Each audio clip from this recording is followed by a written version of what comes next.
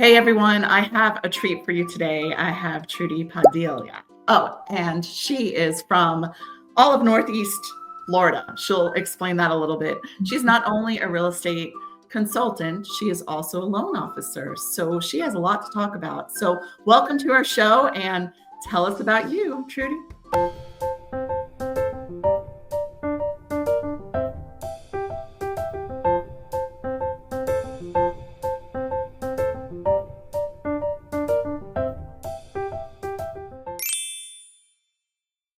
Well, thank you so much for having me. I'm so excited. I love doing this, and we're so lucky, you and I, to work with in a brokerage that is such elite professionals, and that we do things like this, right? So it really is a pleasure to get to networking and connect with real estate agents all over the world, which we do every morning, don't we? Right. And then this is inside of real estate. So we interview agents all over the world. So here you go. So dig into about you. We want to hear all about you. I know. I love that. Let's go. Okay, I will tell you. So I grew up here in Northeast Florida, over just a little west of Jacksonville, southwest of Jacksonville. And then I married a Navy sailor who was stationed here. And so we stayed local for the most part. Most of his career was actually here. We didn't have to move around too much.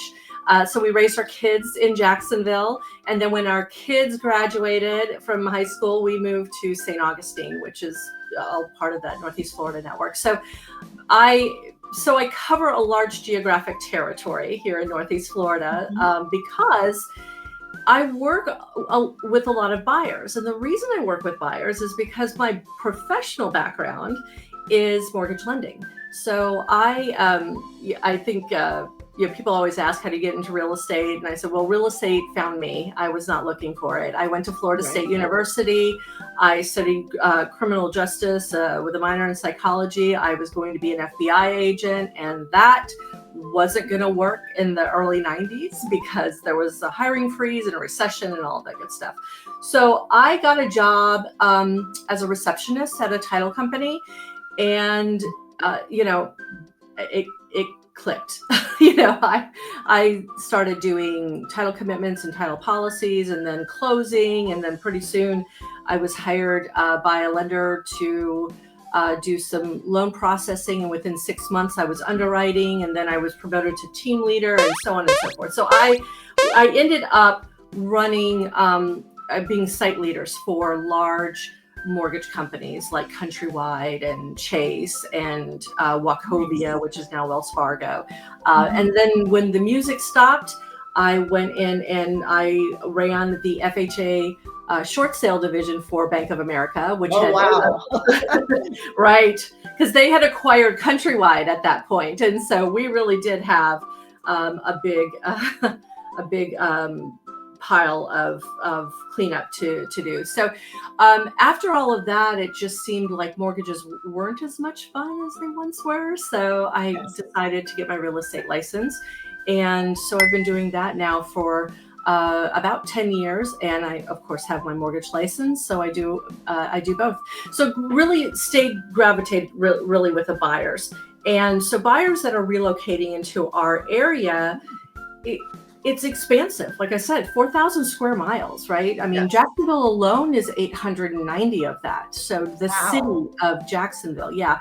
And so that really is what makes us so unique, is that we're so spread out. We're just not on top of it. It's like, I call Jacksonville a city of little towns.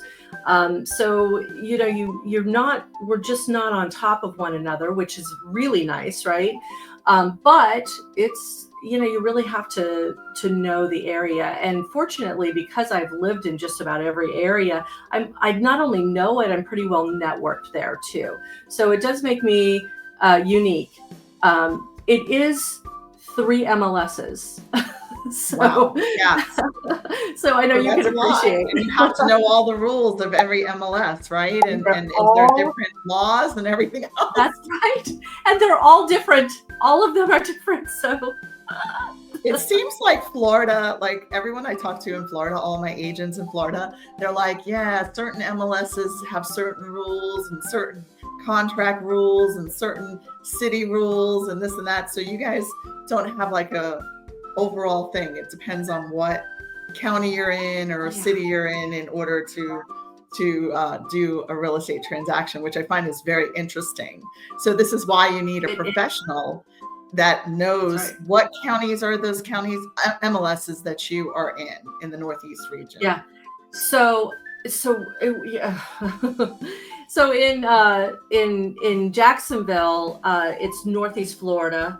We call it NFAR, Northeast Florida Association of Realtors, and that really covers a good majority of that footprint. So all of Duval County. So that's why, when you hear the Jaguars and they go Duval, that's our county. And so our county and our city are one and the same, right? Yeah. And then so Clay County, which is where I grew up. So just Southwest, that's part of it. Putnam County, also part of that. Then we have data share. I don't know if you guys do data share, but we have data share with, so St. Augustine, St. Johns County, we have our own separate MLS, but it shares with Duval County. And then Flagler County, which is just south, that's Palm Coast and a little bit of Ormond Beach. They are part of a different MLS called Stellar. And Stellar covers like 36 counties in the state of Florida, plus Puerto Rico, and I think there are 3 other countries that. Oh my gosh, that's crazy! I didn't even know that.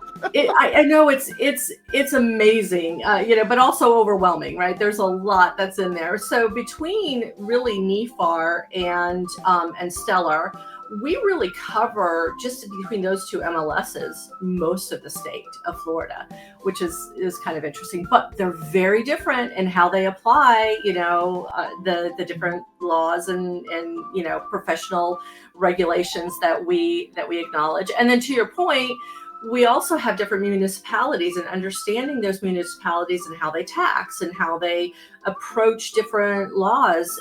It can be very complicated. So you really do. Yeah, and that's why you need a professional like yourself who is diverse in all these different counties, all these different rules. Plus, you have the mortgage background as you can help them find a mortgage and find the best rate and do everything else. So that's so amazing that you can do all of that. It's like one big happy package all together. I love that.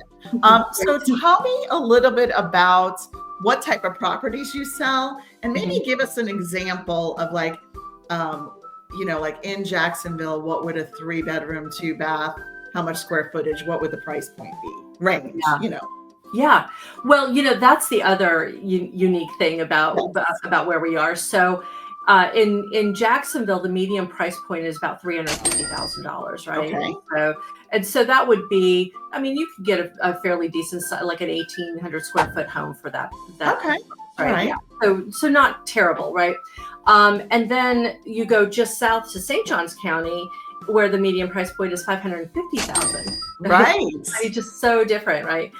So Jacksonville, Clay County, and Flagler County. So Palm Coast, just south of us, Duval, just north of me, St. Johns County. They're all about $350,000. So you kind of get the same, in those counties. But St. Johns County, you're going to be paying a lot more.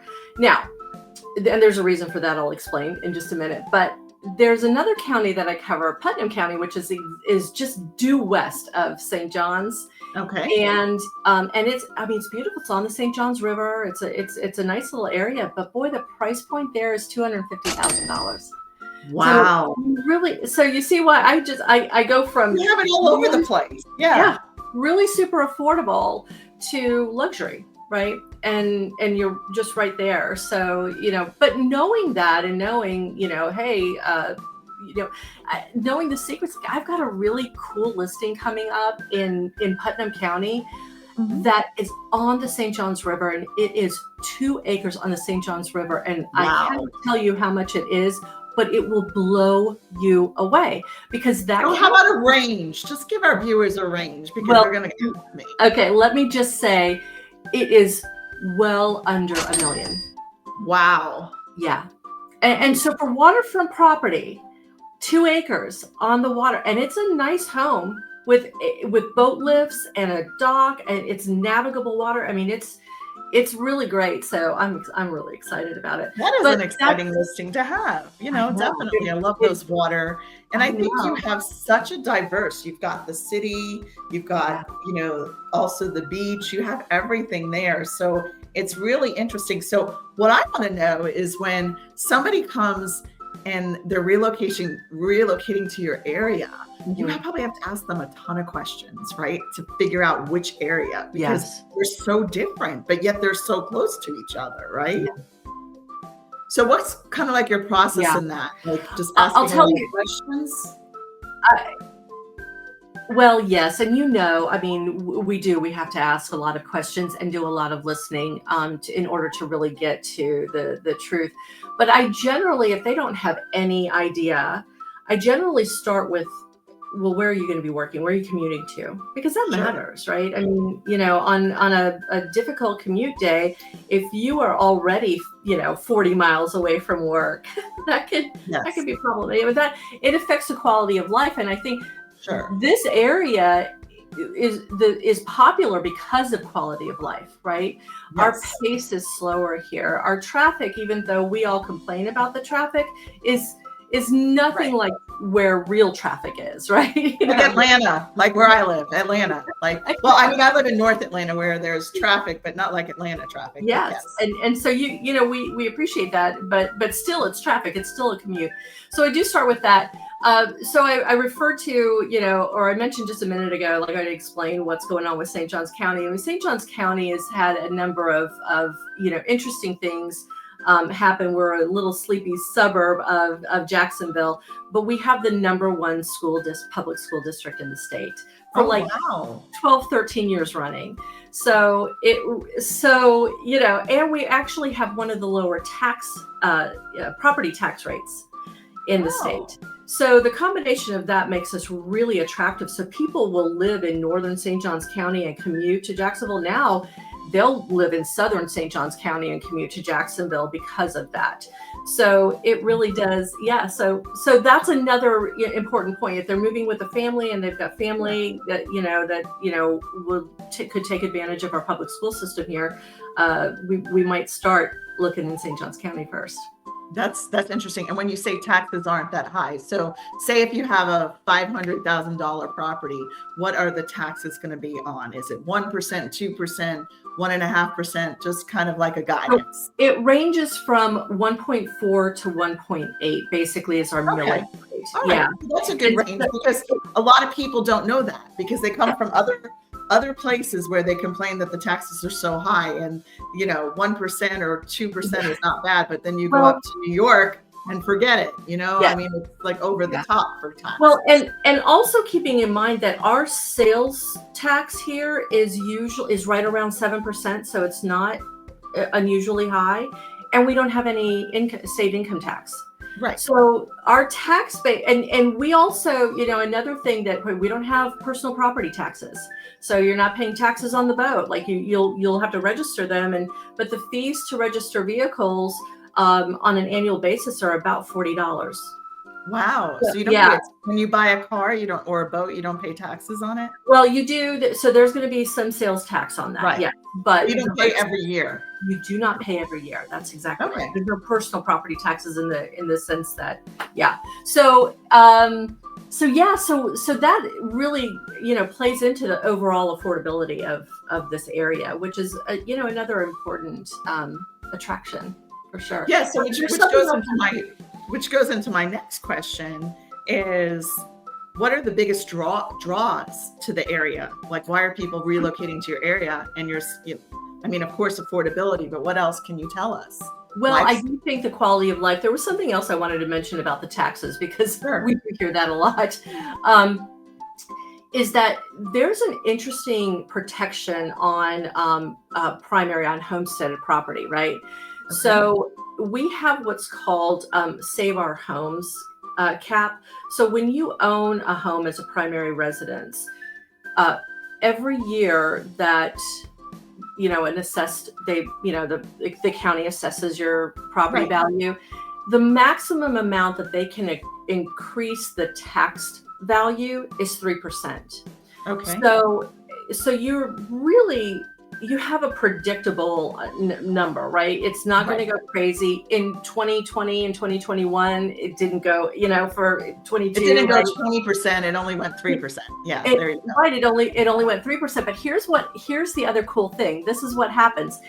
The difference, though, gets stored in sort of what they call a portability bank, right? So the difference between what your assessed value is and what your tax value is, gets held in a bank. So if you sell your home and you buy another primary anywhere in the state of Florida, you get to take those exemptions with you.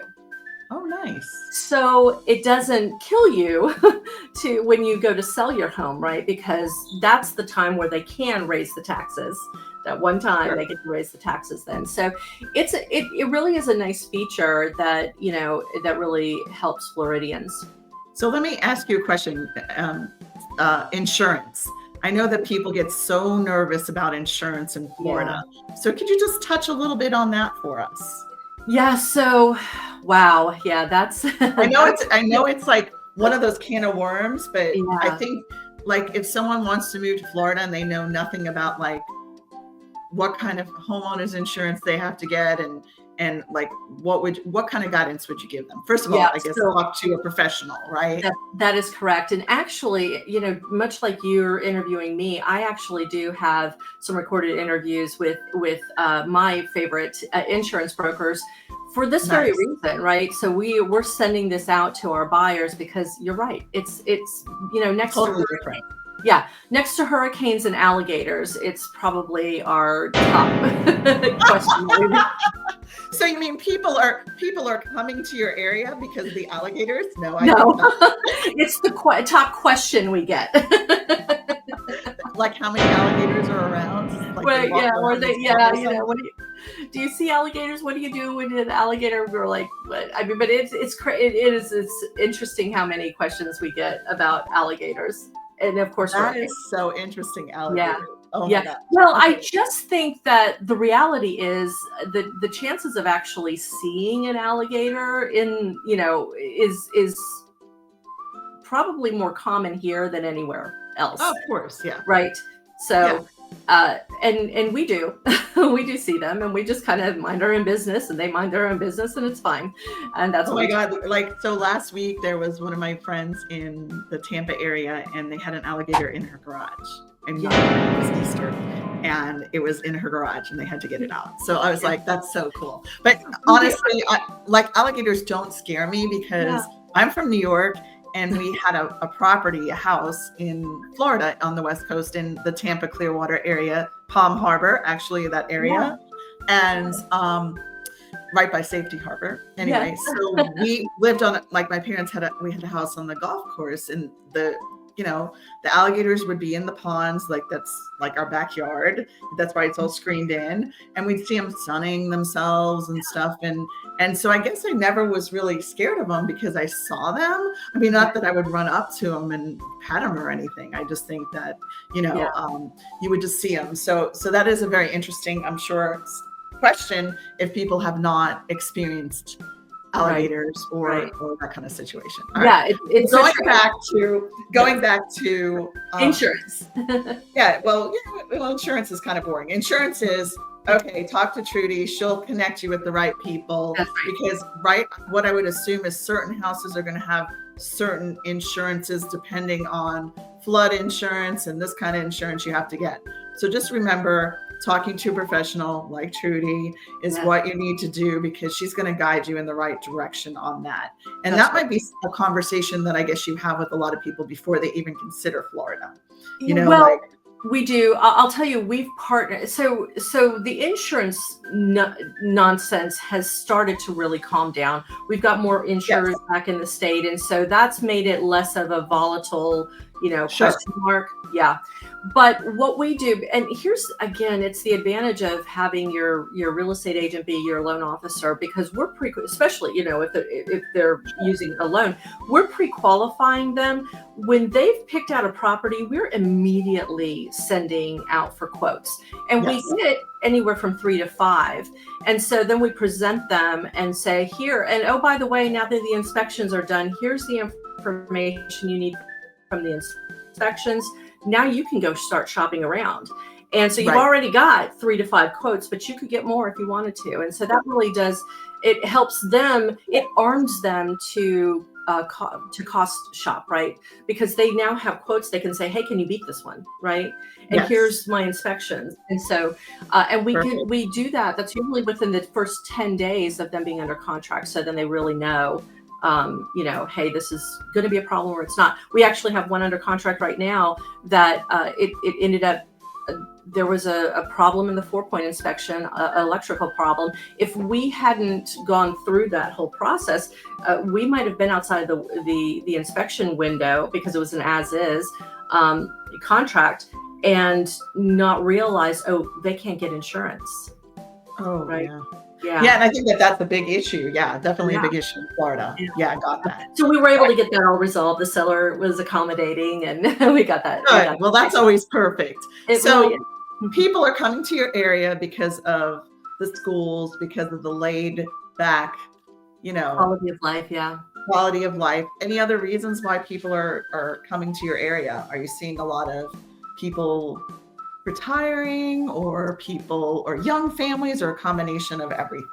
Well, I think we have a combination of everything, but that's because of the geographic location, right? So if you talk about, for sure, if you talk about St. Augustine and Palm Coast, it's definitely more retirement, right? More right. Because it's the beach, Because it's the beach. It's the historic district, right? The city of St. Augustine is the oldest city in the United States, right? And so we really have a great historic district, and it's a lot of fun.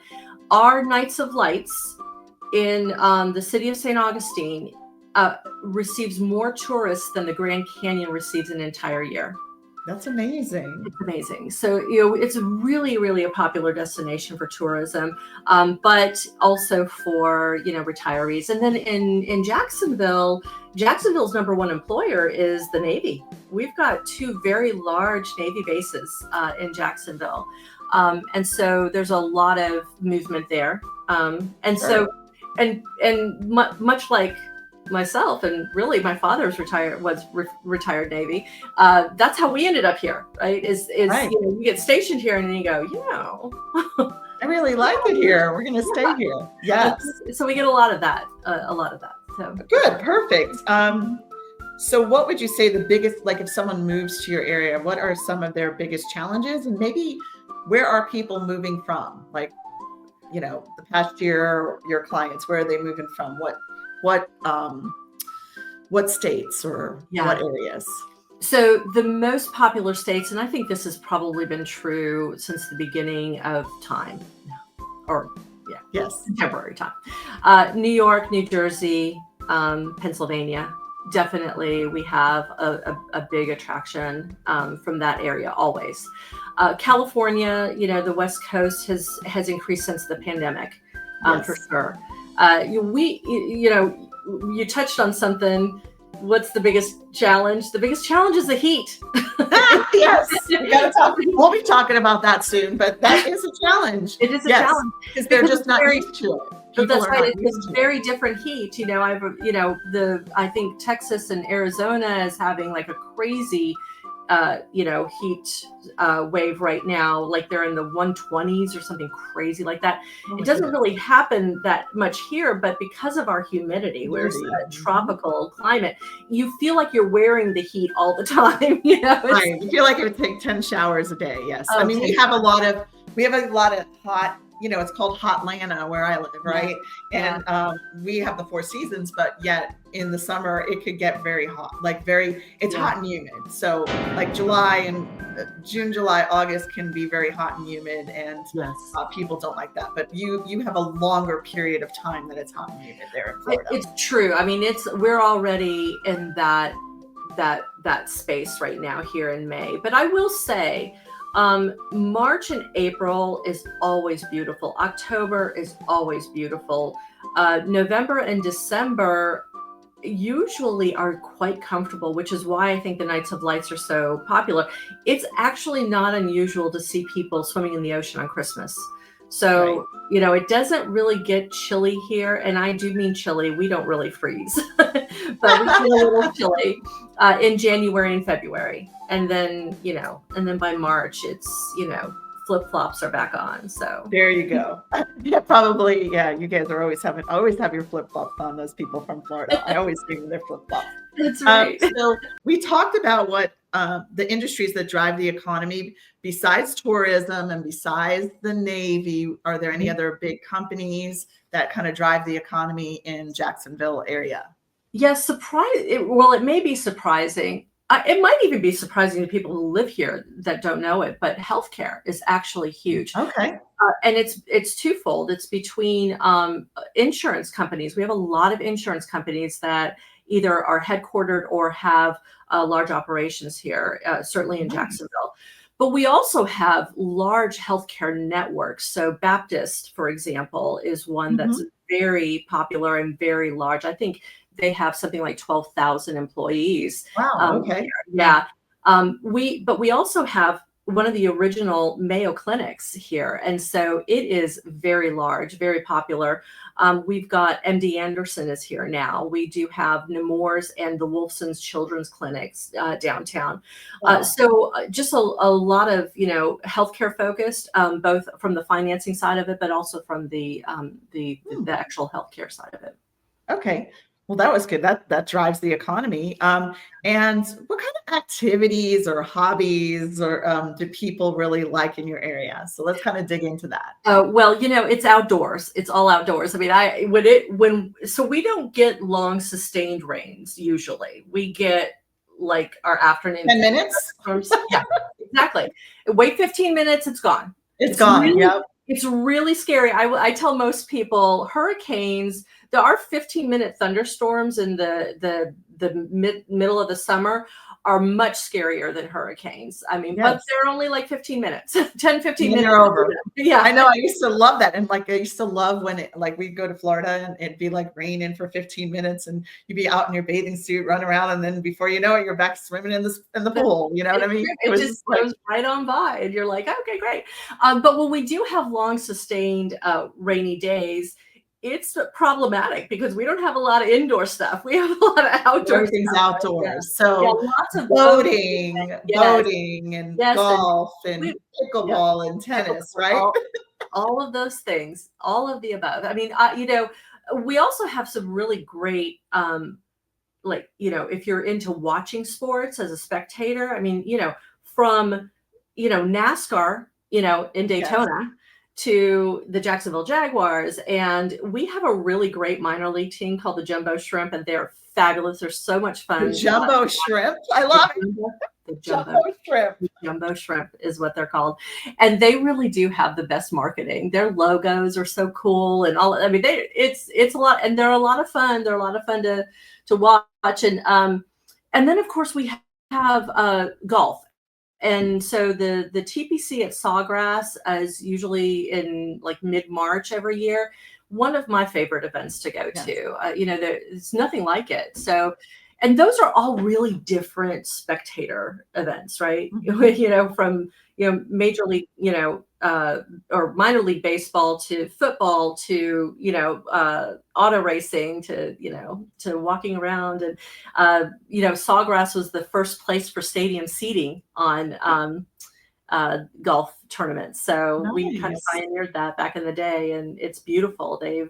Every year I think it just gets more and more beautiful out there. And I love that you have this, the Jaguars there, and I know how passionate you guys all are about your football there. So we are.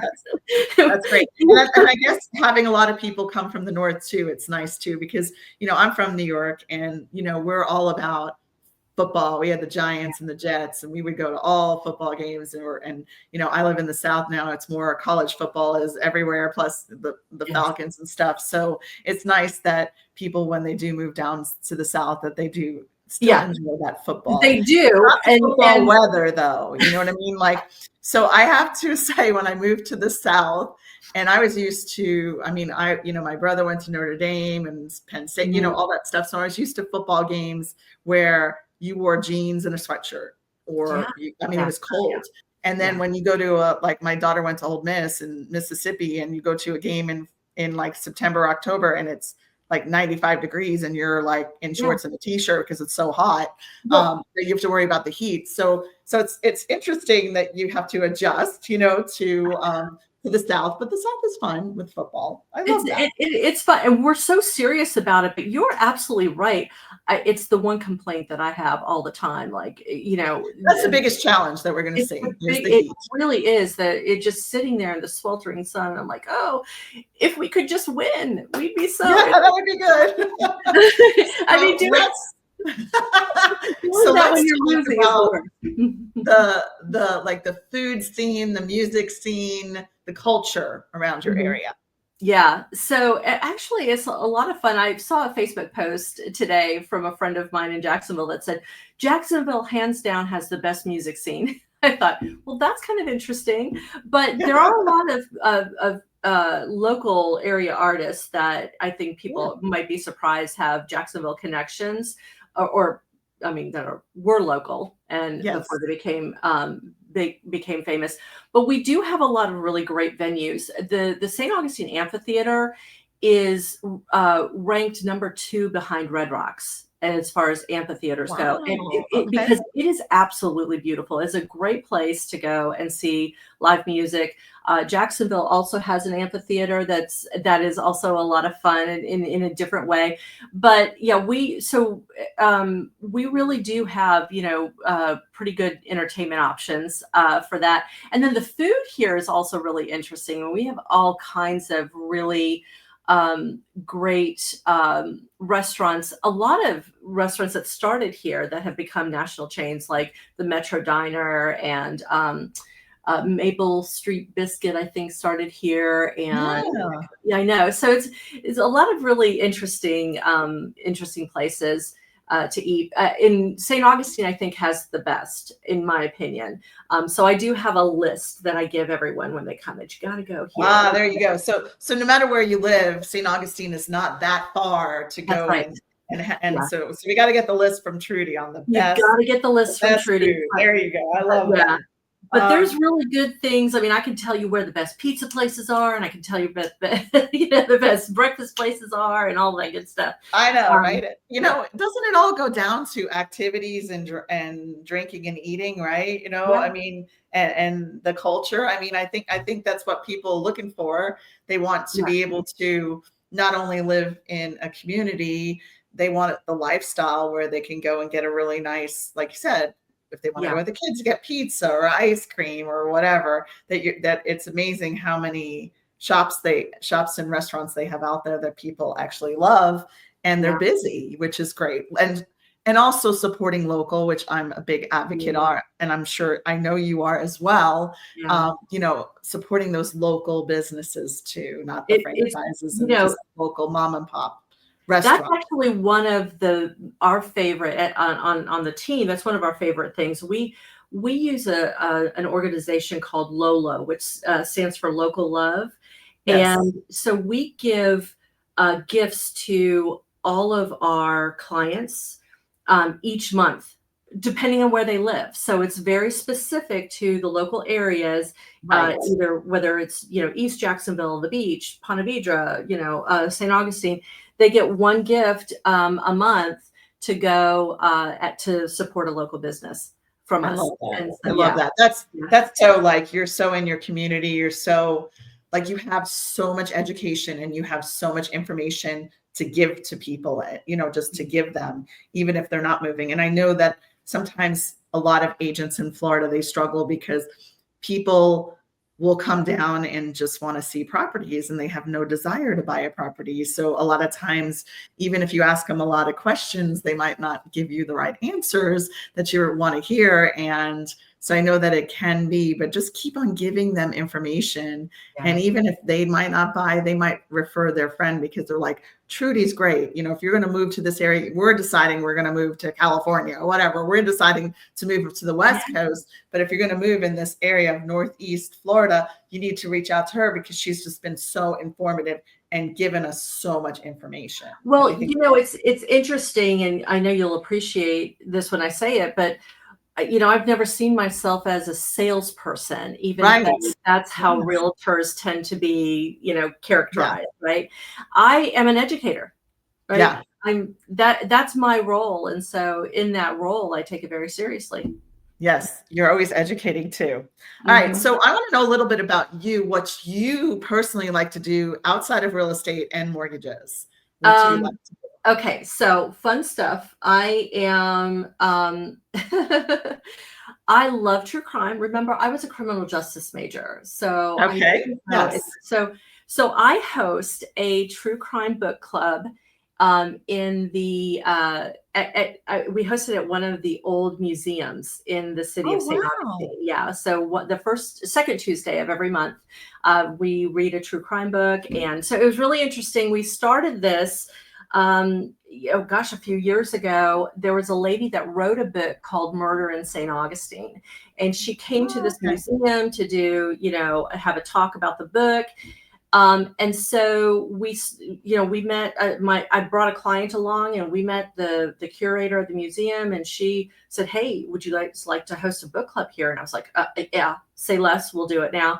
And so we did, we've been doing it ever since. But about a year ago, that author wrote another book. And so we invited her to come to the book club. Now, she doesn't live in St. Augustine. She doesn't even really live that close to St. Augustine, but she came. So she came to our book club, and she had all kinds of material from the first book, that's sort of the book that sort of started it all, to discuss. And it was just really fascinating. We talked about the new book.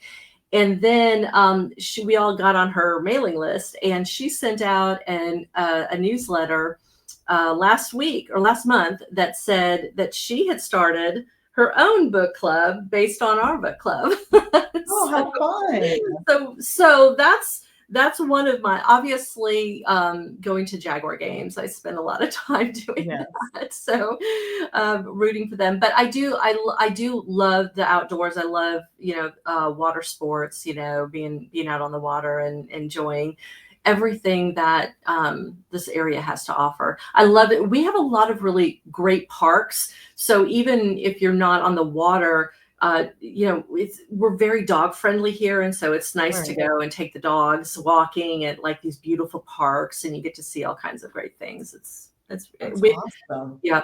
We have great wildlife here too, not just the alligators.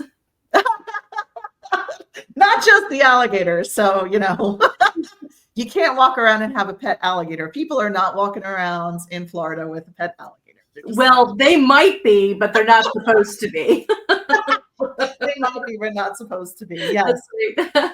There's no telling what Florida man's doing. That's right. You just never know. All right. So I have this interesting question that I ask everybody. Tell me of some of the favorite places that you've visited or that are on your bucket list to visit, to travel. So I love traveling in the United States. Honestly, I mean, we've been pretty lucky to go to. I think about this all the time. Like, we're so lucky here in America because geographically we're and we don't need passports to do that. We just get in our car and go, right? You know, or get on a plane or whatever. You know, so I think that's really very cool. But my husband got to do all of the traveling because he was in the Navy. Right. And so I was at home raising the kids. Yes. So now is my time. So we've got some plans, but I have to tell you, I want you as my travel agent. Every time I hear about one of your vacations, I'm like, well, I want to do that. No, right? So travel is, and like I said, I think in our, like where we are in our lives, we're empty nesters. Yeah. We're not 70 or 80 years old. We're much younger.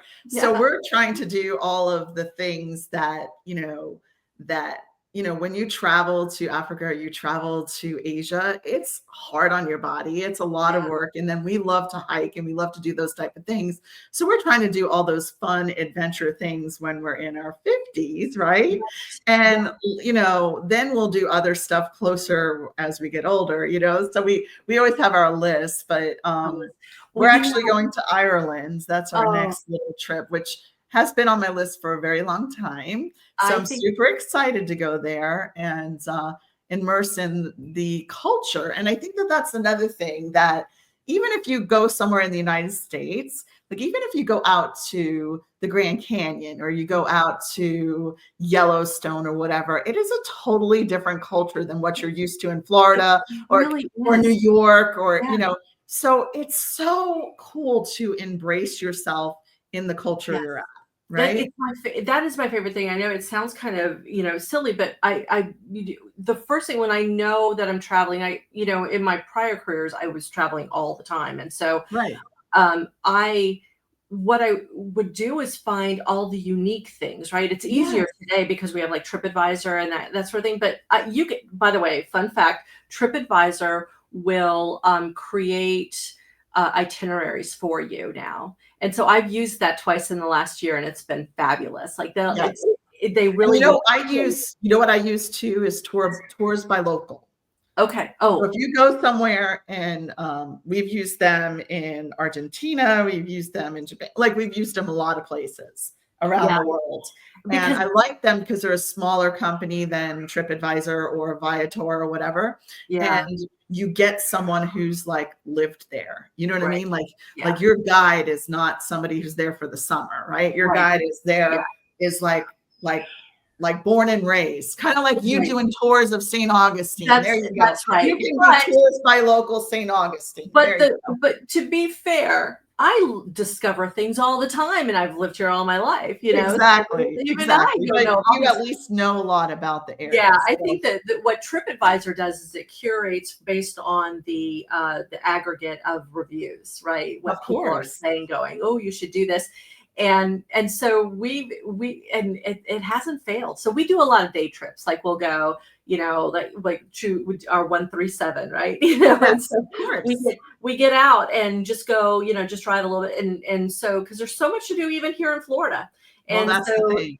and so we'll go. Exactly. We just kind of go and say, okay, now where should we eat? Where should we go? And so it's not that's the rule. Like we never go to chain restaurants. We never, we try to do the things that we haven't done before that we think would be cool. So where has been one of your places in the past, like 2 years that you really enjoyed that you can tell our viewers? Okay, so Silver Springs. So we went last summer, I guess it was. We hadn't been in I was a little girl. My husband had never been there, and we went. And let me tell you that Silver Springs has glass bottom boats, and so we went on it was a great day. Like you can see everything. There were turtles and whatever, but we saw so many manatees, a mom and a baby stayed right underneath our boat. It's just beautiful. So you see so much, there's going to be alligators and they have monkeys there too. So, you probably hear my birds in the background too right now. So you feel like you're in a jungle anyway. We're talking about being in a jungle. There you go. I love that. It's relaxing, right? It's a vibe. The other this is an odd one. My husband likes the Guardians, the baseball team. Yes. His best friend grew up in Cleveland and he called us, one day and said, hey, I'm taking my son to a Guardians game in Cleveland. You want to go? And so we're like, sure. So we spent 4 days up in Cleveland. And so of course I was like TripAdvisor. There you go. TripAdvisor's your friend. Now I had been to Cleveland. Yeah, right. Well, he lived outside of the city, and I was like, I'm going in the city. I've been to Cleveland a number of times, and I think Cleveland is actually kind of cool. Like, the theater district is really fun. So I was like, we're going to stay in the theater district. We can walk everywhere. we had so much fun, Rock and Roll Hall of Fame. And, they have all kinds of, we did like a walking tour. I mean, I don't think we didn't have a car. We didn't rent a car. I think we Ubered only to and from the airport. Everything else was either on scooter or walking. We had the best time and got to see a couple There's so baseball many games places inside the US that are incredible. It Do you have like something on your bucket list like you really, really want to go to? Well, you mentioned it actually. So I am adopted, Okay. and so I don't really know like who bio mom is or anything, right? Right. And so for years, I didn't really care, honestly. I've got parents; they're great. Got a good family, right? So, Right. but one year for Christmas, my kids got me like the ancestry.com, Sure. thing. So I get the back, and I mean, we have for years been guessing like, oh, maybe she's French, maybe I'm French, or maybe I'm, Spanish, or maybe Right. whatever. Turns out, no, Scottish, Irish, British, German. Like that's it. Like I am right there in the Great Britain like wing. That is it. Nice. I just thought, well, that would be really an interesting place. My husband's been to Ireland and Scotland and England. My son a couple of times, but they've loved Scotland and Ireland, and so I'd love to go there. I think that maybe, and especially since we'll probably be there at some point with the Jags, Sure. right? Not too far, right? That's one cool thing about Europe, right? Is like you can go Yeah. anywhere. Well, it's kind of like being in the US. I mean, It my is. husband's It from is. Belgium, and literally I can be in 3 different countries in a half an hour. I can be Yeah. in Belgium and the Netherlands and Germany within like Right. a half hour from where his family lives. So it's How fun is amazing how you that? can see a lot of different countries too. So it's just in the US, it's states, but in Europe, it's countries. You go to different countries. It's kind of Yeah. cool that way. So that's awesome. All right. So I have another question for you. Tell us about one of your great experiences with a client, like a rewarding experience, and why. And it could be recent, or I know we all have a lot of these, but just so that our viewers know what type of agent you are. Well, it's interesting. It's you said it's so hard to pick just one because Right. That's why I said just pick one. that's right. Because that's really what this is. It's a relationship. I mean, when you're helping somebody buy a home, you're in it with them, right? You are really in it. And so, and I look at myself as the person that neutralizes the emotions, right? So and that I take pride in that. So, but I have to say, I love working with first-time home buyers. And here's why. I really, really see this as the most important financial decision that they're going to make. This is how you start building wealth. And I really, really emphasize the importance of, having a starter home, and then 5 to 10 years you're moving up, and how you do that. And so we start that plan when they buy the starter home. And then 3 to 5 years later, we're having the conversation about, okay, what's the next step and what's the next step. My daughter, who is at the time not married, not with anyone, but she was single and a school teacher in the state of Florida.